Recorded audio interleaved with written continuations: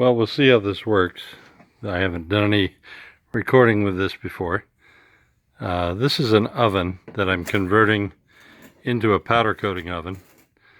And there was a lip on the door, and I needed first build this frame that goes in.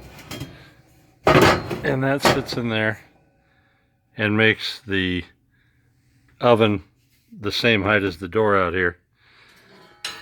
Then, in coming up with a way to mount this, I built this frame. If you can see it here.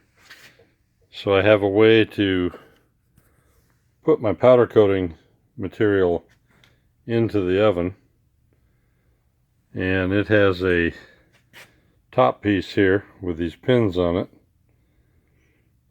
So when you get ready to install everything, you have your parts already hanging on this rack that's been powder coated, and you align all these pins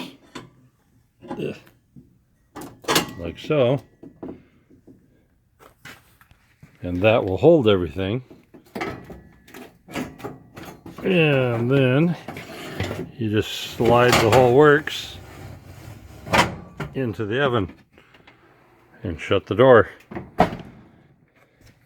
and we'll see how it all works.